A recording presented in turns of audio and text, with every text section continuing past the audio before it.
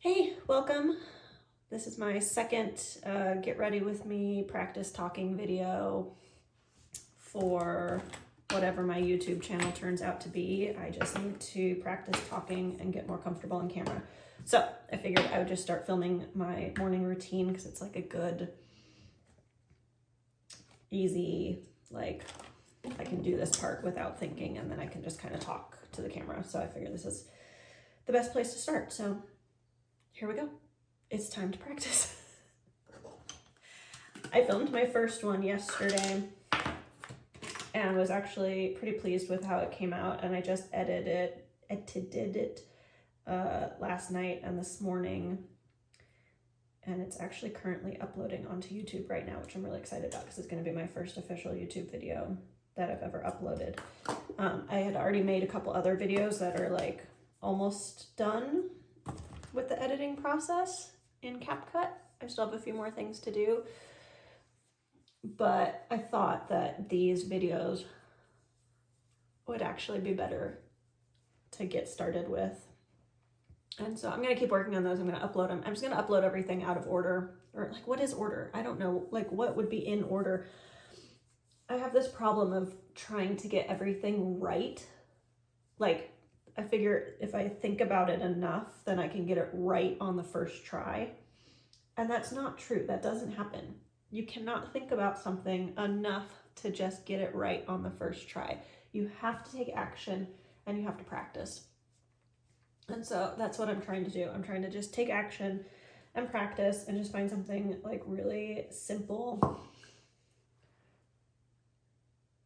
and like entry level, which is these videos. And I think they're just going to be like boring as hell, but that's okay. Because again, it's practice. I'm looking at it as homework. Like, at the end of the day, most homework just gets thrown away, right? It's like, it's literally just for practice. And so that's the energy that I'm trying to bring to the video process at the moment, is like, they're all just throwaway, but they're just going to count for my numbers. So this one will add to my grand total. It's November right now, so I'm thinking like for the rest of the year, I think that's going to be like the best way of looking at it is like just throw them up there, see what sticks, see what I enjoy doing. One of the things I was thinking of that would really help me get started with all this, like building my self-confidence in posting YouTube videos, is like, I'm so afraid of negative feedback and like rude comments. I want so much, so badly to not let that stuff get to me. But I'm a sensitive little soul deep down. And so even like the slightest critique, criticism, rude comment, unnecessary comment, judgmental, you know, all of that stuff. Logically, I can brush it off because I just like, I know not to take it personally because it's about the person posting. It's not really about me. Like, I literally am just a complete stranger to them on the internet. But then on the other hand, like it hurts. I can't deny that it hurts and I don't like it, and it just makes me not want that to happen again, even though it's just going to be a part of this process. And so something I was thinking about doing is writing down the comments that, like the dream comments that people could leave for me. Like, instead of dwelling on the negative, instead of thinking like, oh, when I post this video, somebody's going to have something, you know, rude to say about this, or they might critique this or this or this. What I'm going to try and do is like, I don't know if I'm going to do it for every video or if I'm just going to do it like in a notebook, just as like a journaling process. But I'm just going to write down things that would be really nice to hear Like, for example, I was watching a YouTube video this morning, and I was watching it on my TV, so I can't comment, which is kind of a bummer. I should go find that video on my iPad and like comment on it, because I only comment on things either on YouTube videos or like on Instagram. I only comment if it's something nice. I don't leave any reviews or comments that I think would be like rude or negative or judgmental or anything like that, because that's like not the energy I'm trying to put out in the world. And the comment that I wanted to leave on her video, I realized was a comment that I would love to get for myself. Like, just the energy that she was bringing to this video and her, like, I don't know, just the, like, I was just so,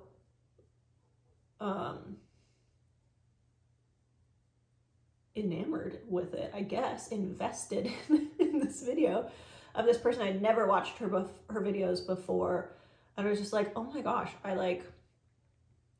love her. Like, she's so, the comment I would have left was, oh my God, this is so unhinged and I think I'm in love. Like, it was just, I loved her energy. I want to be producing videos with a similar like energy and whimsy and just like doesn't give a bleep kind of attitude. Like, she's just a cool girl making a cool video about this business that she's starting. And I was like, I want to be that too. And why not just start to give myself those comments and that feedback personally from myself. Because like, if you're not your own best friend, if you're not your own best hype man, like, what are you even doing? And so I think that's something that I'm going to work on, especially when I'm not feeling like super confident. It's just like, how would I comment if this was somebody else's video and I wanted them to feel supported and seen and encouraged? Like, what would I say to them? And if I can't do that for myself, then I'm really not going to end up going anywhere. And so I think my goal is just to be more of a hype man for myself first and spread that to other people. Anyways, I just think today is a day for focusing on putting good words, good energy, good thoughts out. Not only to other people, but to myself as well. Because that's the hardest one for me. Like, I'll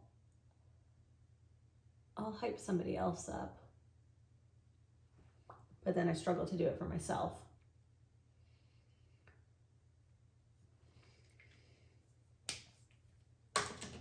Like, I'm worthy of that as well, just like anybody else is.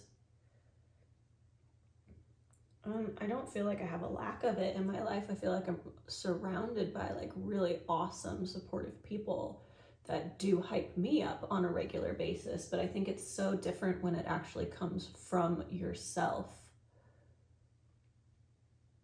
Because at the end of the day, like, you have to be your own best friend. And to only rely on other people,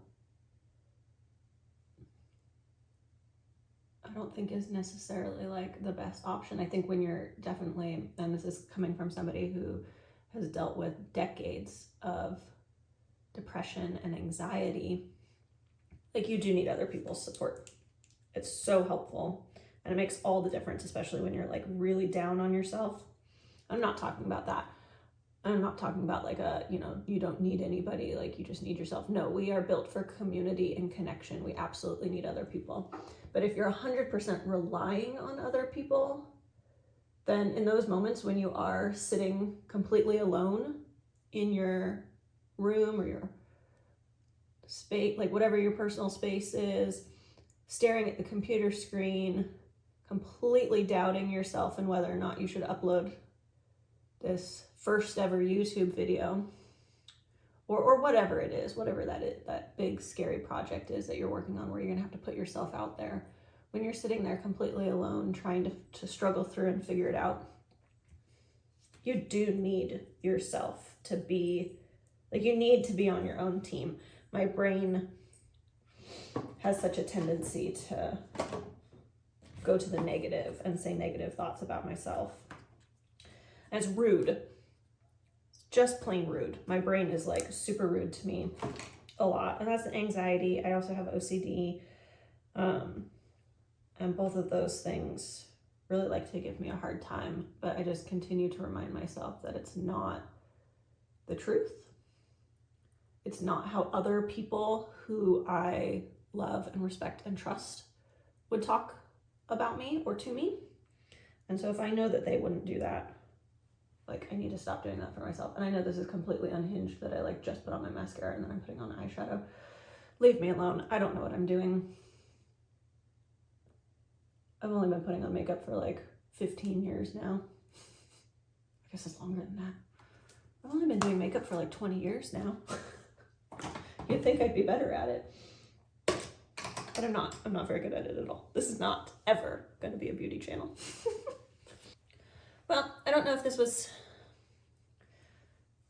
insightful or worth listening to, but I definitely feel like it is helpful, this process of talking things out. So thanks for listening. I really do appreciate it. And if anything I said resonates with you, I'm glad. And I'm just gonna keep on keeping on. So thanks for being here. I really appreciate the support while I put on my sunscreen and brush my teeth. See you later.